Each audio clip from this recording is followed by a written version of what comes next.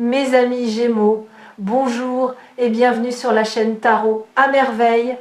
Pour votre tirage général, ceux qui me découvrent, soyez les bienvenus.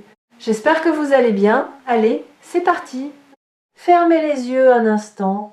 Imaginez-vous le 28 de ce mois. Imaginez cette journée, pas dans les détails, dans la sensation. Imaginez-vous debout ce jour-là, avec une information nouvelle dans votre esprit, une information que vous n'avez pas en ce moment, quelque chose que quelqu'un vous a dit, que vous avez lu, que vous avez reçu, et qui a changé la couleur de tout. Pas la couleur du monde autour de vous, la couleur de votre monde intérieur. Comme si un filtre que vous portiez depuis longtemps avait soudain été retiré et que les teintes de votre réalité s'étaient réveillées d'un coup. Cette sensation, gardez-la, parce qu'elle n'est pas une projection, c'est un écho.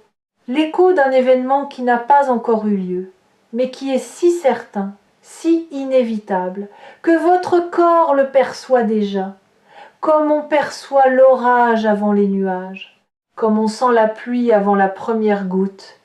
Votre être profond sait ce qui vient, il le sait avant votre tête, et ce qu'il sait est grand. Je vais faire quelque chose d'inhabituel. Au lieu de vous préparer en allant de l'avant, je vais vous préparer en revenant en arrière.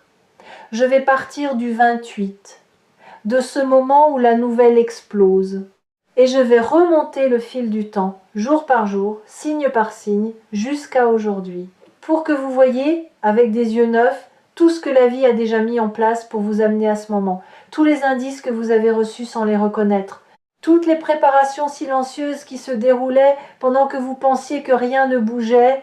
Partons du 28. Remontons, les jours juste avant le 28. Dans les jours qui précéderont immédiatement la nouvelle, vous sentirez une accélération, pas une accélération du temps extérieur. Les jours dureront 24 heures comme d'habitude.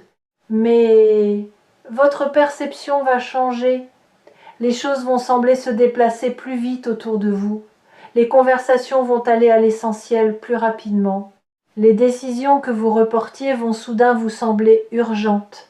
Les hésitations vont se dissoudre, comme si un brouillard que vous ne perceviez même plus se levait et que le paysage, soudain visible, exigeait une action immédiate. Vous sentirez aussi une nervosité particulière, pas de l'anxiété, de l'anticipation, la même sensation que la veille d'un voyage, quand les valises sont presque faites et que le corps hésite entre l'excitation du départ et la nostalgie de ce qu'on laisse. Parce que la grande nouvelle que vous allez recevoir implique un départ, pas un départ physique nécessairement, un départ intérieur, le départ d'une version de vous-même qui ne sera plus nécessaire une fois que l'information sera connue.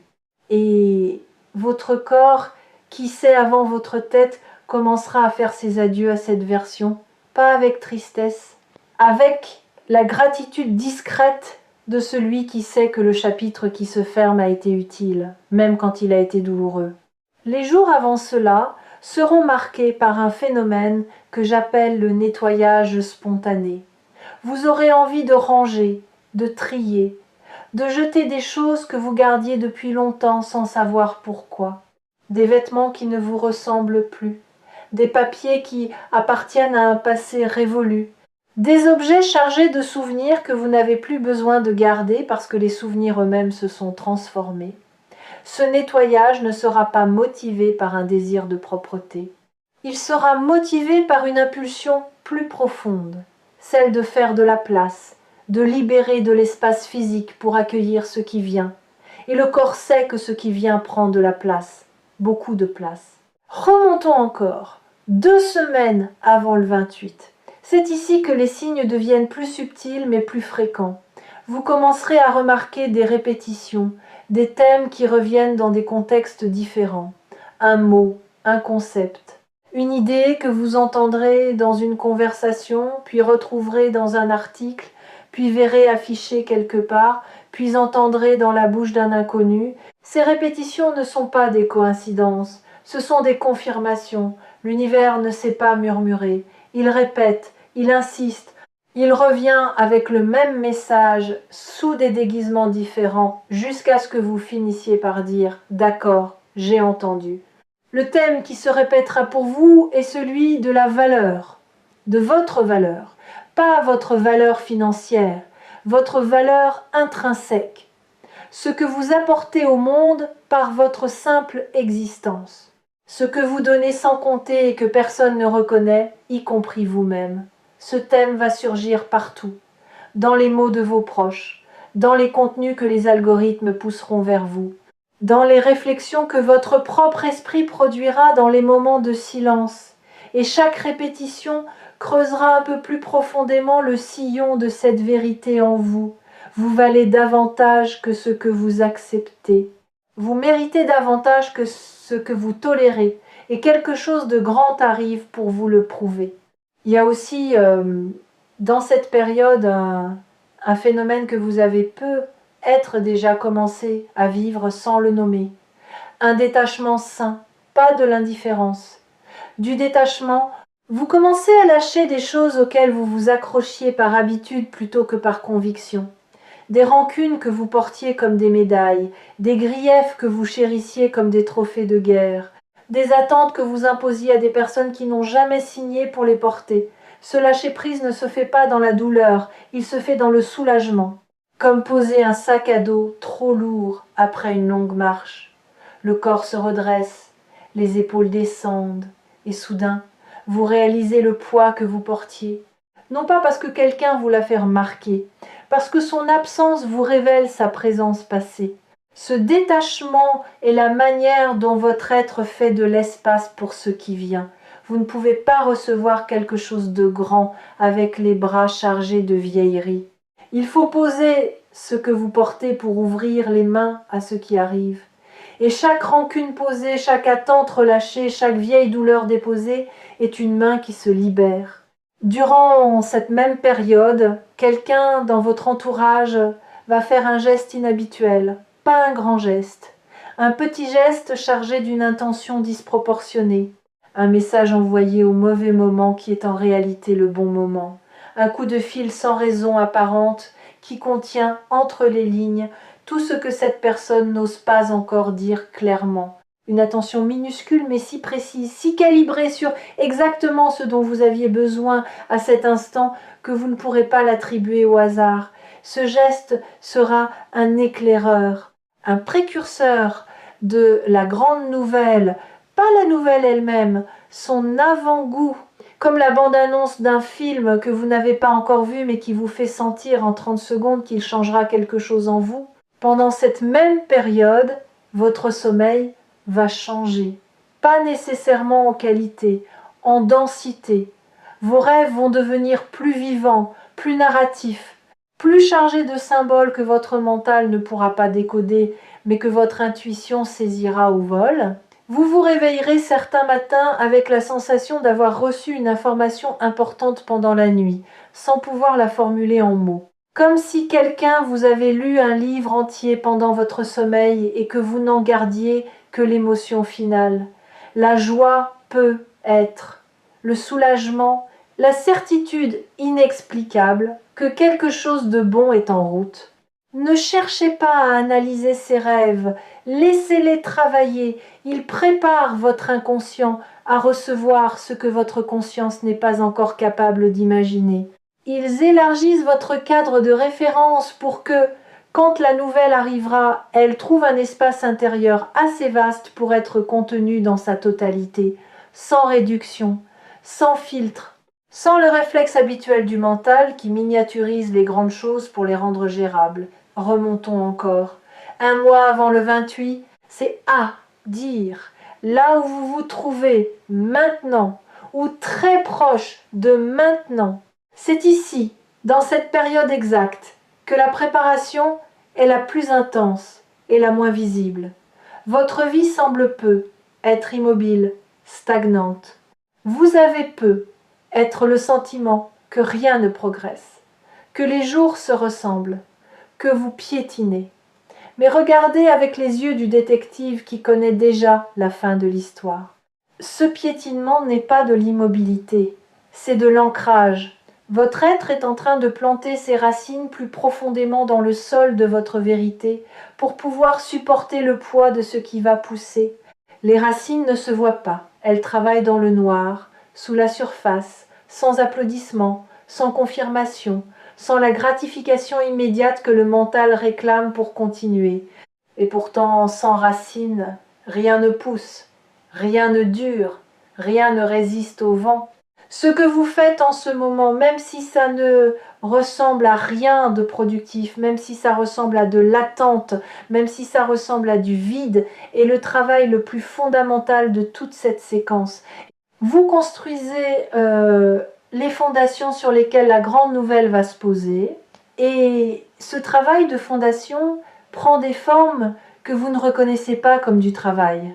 Les conversations que vous avez avec vous-même dans votre tête, ces dialogues intérieurs où vous remettez en question vos certitudes, où vous explorez de nouvelles possibilités, où vous vous autorisez des rêves que vous n'auriez pas osé formuler il y a 6 mois, tout cela est du travail de fondation.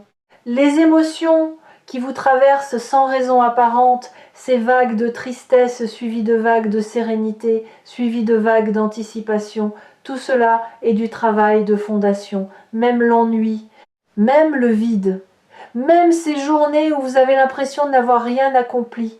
Votre inconscient, lui, n'a pas chômé. Il a trié, il a nettoyé, il a réorganisé les meubles de votre monde intérieur pour faire de la place à ce qui arrive. Vous ne pouvez pas voir ce travail parce qu'il se fait dans l'obscurité. Comme les fondations d'un bâtiment sont sous terre, invisibles, et pourtant ce sont elles qui déterminent la hauteur que le bâtiment pourra atteindre. Si les fondations sont profondes, le bâtiment peut s'élever. Si elles sont superficielles, il reste bas. Vos fondations, travaillées par des années de patience et de persévérance, sont profondes. Et ce qui va s'élever dessus correspondra à cette profondeur. Et ces fondations sont plus solides que vous ne le croyez. Chaque épreuve que vous avez traversée a ajouté une couche. Chaque doute que vous avez surmonté a renforcé la structure. Chaque moment où vous avez choisi de continuer malgré l'absence de signes visibles a été un acte de foi qui a cimenté les fondations un peu plus. Vous êtes assis sur une base que des années de persévérance silencieuse ont construite. Et cette base est prête pour le poids, pour la hauteur, pour la grandeur de ce qui vient. Si vous êtes en train d'écouter ces mots sur Tarot à merveille, posez-vous une question. Pourquoi maintenant ? Parmi les millions de vidéos disponibles, parmi les centaines de contenus qui se présentaient à vous, pourquoi celle-ci ? Pourquoi ce titre ? Pourquoi ce moment ? La réponse n'est pas dans les algorithmes, elle est dans votre instinct. Quelque chose en vous a reconnu le signal, a senti la fréquence, a dit oui avant que votre tête n'ait le temps de dire peut être. Ce oui instinctif est l'une des racines les plus profondes que vous venez de planter. Et cette racine-là est celle qui ancrera le plus solidement ce qui arrive. Maintenant, remontons encore plus loin, au-delà du mois précédent, aux fondations des fondations. Il y a dans votre histoire lointaine un moment que vous avez presque oublié, un moment où quelqu'un a dit quelque chose sur vous, pas à vous, sur vous, en votre absence. Ce quelqu'un a parlé de vous d'une manière que vous n'auriez jamais utilisée pour parler de vous-même, avec admiration, avec respect. Avec cette reconnaissance sincère que les gens n'expriment que quand la personne concernée n'est pas dans la pièce. Et ce commentaire prononcé dans votre dos a voyagé de bouche en oreille, d'esprit en esprit, créant autour de votre nom une aura que vous ne soupçonnez pas. Ce commentaire ancien est l'une des graines de la grande nouvelle. Il a planté dans l'esprit de quelqu'un une perception de vous qui au fil du temps a mûri en projet, en idée, en opportunité. En cette chose concrète et tangible qui va se manifester d'ici le 28, vous ne saurez peu être jamais quel commentaire c'était, vous ne saurez peu être jamais qu'il l'a prononcé, mais vous en verrez le fruit. Et ce fruit vous semblera sorti de nulle part, alors qu'il a poussé pendant des années dans le terreau de votre réputation silencieuse. Parce que votre réputation, celle que vous n'avez pas construite volontairement, celle qui s'est bâtie geste après geste, acte de gentillesse après acte de gentillesse, preuve d'intégrité après preuve d'intégrité, cette réputation travaille pour vous 24 heures sur 24 dans les esprits de ceux qui vous ont croisés. Elle parle en votre nom quand vous n'êtes pas dans la pièce. Elle ouvre des portes que vous n'avez même pas frappées. Elle pose votre nom sur des listes dont vous ignorez l'existence. Et un jour, l'un de ces noms posés sur l'une de ces listes atteint la bonne personne au bon moment et la grande nouvelle naît. C'est exactement ce qui est en train de se produire. Quelque part, votre nom circule. Votre visage traverse des pensées. Votre compétence, votre qualité, votre humanité sont en train de converger vers un point de décision. Et ce point de décision va produire un résultat qui atterrira dans votre vie d'ici le 28. Non pas comme une aumône du destin, comme le retour logique de tout ce que vous avez semé. Le détective en vous voit maintenant la scène entière. Les indices étaient partout, depuis le début. Le commentaire d'il y a longtemps, le travail silencieux des racines, les répétitions thématiques, le geste éclaireur, le nettoyage spontané, l'accélération finale, et le 28, comme destination, comme point de convergence de tous ces fils invisibles. La grande nouvelle que vous allez recevoir a quelque chose de particulier. Elle ne sera pas seulement bonne, elle sera juste, juste au sens de la justesse, précise, calibrée, taillée sur mesure pour votre situation exacte. Pas une bonne nouvelle générique qui pourrait s'appliquer à n'importe qui, une bonne nouvelle qui ne pouvait arriver qu'à vous. Parce que seul votre parcours, avec ses détours précis, ses épreuves spécifiques, ses choix particuliers, pouvait créer les conditions de son apparition. Cette nouvelle va concerner un domaine de votre vie que vous aviez cessé d'espérer, un domaine que vous aviez rangé dans le tiroir des causes perdues, un espace intérieur que vous aviez verrouillé avec les mots « c'est trop tard » ou « ce n'est plus possible » ou « j'ai raté ma chance », et la nouvelle va prouver que chacune de ces phrases était fausse, qu'il n'est jamais trop tard quand le timing est celui de l'âme, que rien n'est impossible quand les fondations sont prêtes, et que les chances, contrairement à ce qu'on vous a appris, ne se ratent pas, elles se reportent. Elles attendent, elles reviennent sous d'autres formes quand vous êtes enfin capable de les accueillir. Pensez à cela un instant. Toutes les portes que vous pensiez avoir fermées définitivement, toutes les opportunités que vous pensiez avoir laissées passer pour toujours, ne sont pas mortes. Elles sont en dormance, comme des graines dans un sol trop sec qui attendent la pluie. Et la pluie arrive. Pas sous la forme d'un déluge qui emporte tout, sous la forme d'une pluie fine, régulière, suffisante, la forme la plus nourricière qui existe, celle qui pénètre le sol au lieu de ruisseler en surface, celle qui atteint les racines au lieu de rester sur les feuilles. La grande nouvelle du 28 est cette pluie. Et les graines en dormance, celles que vous aviez oubliées, celles que vous aviez déclarées mortes, vont germer, pas toutes en même temps. Pas toutes de la même manière, mais elles germeront. Et chaque germination sera une surprise dans la surprise, un bonus que vous n'aviez pas anticipé, un cadeau dans le cadeau. Parce que quand la vie décide de donner, elle ne donne pas au compte-gouttes, elle donne en cascade.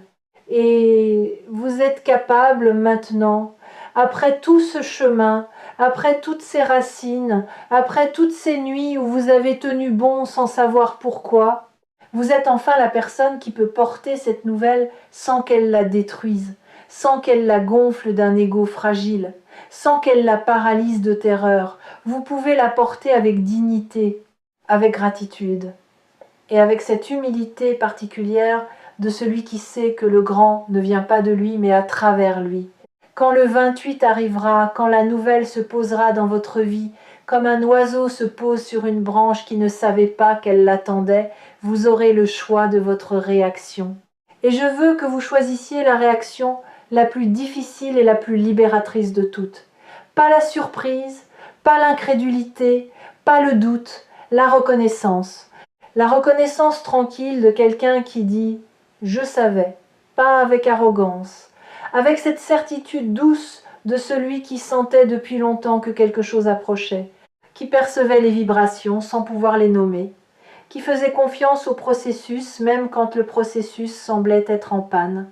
Et cette reconnaissance, quand elle s'installera en vous, va libérer quelque chose d'immense, l'énergie que vous consacriez au doute. Pendant combien de temps avez-vous douté?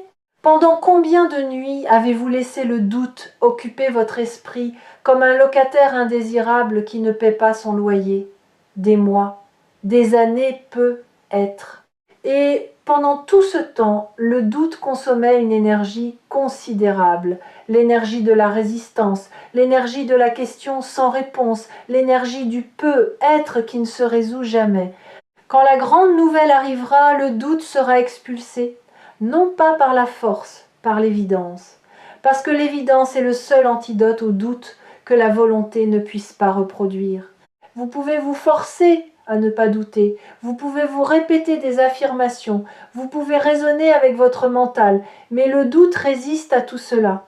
Le seul ennemi face auquel le doute capitule sans condition, c'est la preuve. Et la preuve arrive, le 28.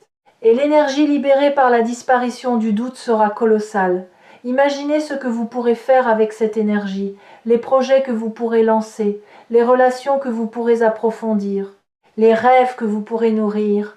Tout ce qui était impossible quand le doute monopolisait vos ressources intérieures deviendra soudain possible, non pas parce que le monde a changé, parce que votre réservoir d'énergie est enfin plein, enfin disponible, enfin orienté vers la construction plutôt que vers la résistance. Cette reconnaissance est le dernier acte de votre préparation, l'acte qui scelle tout le travail intérieur, qui dit à l'univers « j'ai reçu, j'ai compris et je suis prêt pour la suite ». Les habitués de tarot à merveille savent que chaque lecture porte en elle un moment de bascule, un instant précis où les mots cessent d'être des sons et deviennent des clés. Si cet instant s'est produit pour vous quelque part dans cette vidéo, si une phrase a résonné plus fort que les autres, si une image a provoqué un frisson ou une boule dans la gorge, alors le moment de bascule a eu lieu. Et ce qui a basculé ne reviendra pas à sa position d'origine, parce que les prises de conscience une fois faites sont irréversibles. On ne peut pas comprendre ce qu'on a compris. On ne peut pas sentir ce qu'on a senti. Et ce que vous avez senti en écoutant cette vidéo est la vibration exacte de ce qui vient. Le 28 n'est pas une date arbitraire, c'est le point de maturité. Le moment où le fruit est prêt à quitter la branche, où la chrysalide est prête à s'ouvrir, où la vague est prête à toucher le rivage et votre rivage est prêt, nettoyé par le temps, aplani par la patience, ouvert par la confiance. Ouvrez les mains, ouvrez le cœur, ouvrez cet espace intérieur que vous avez protégé pendant si longtemps. Ce qui arrive est grand, et vous l'êtes aussi, plus que vous ne l'avez jamais cru, plus que vos doutes ne vous l'ont jamais permis de voir, plus que le miroir ne vous l'a jamais montré. Et quand le doute reviendra dans les jours qui vous séparent du 28, revenez sur Tarot à merveille. Revenez à cette vidéo, revenez au fil du temps que nous avons remonté ensemble.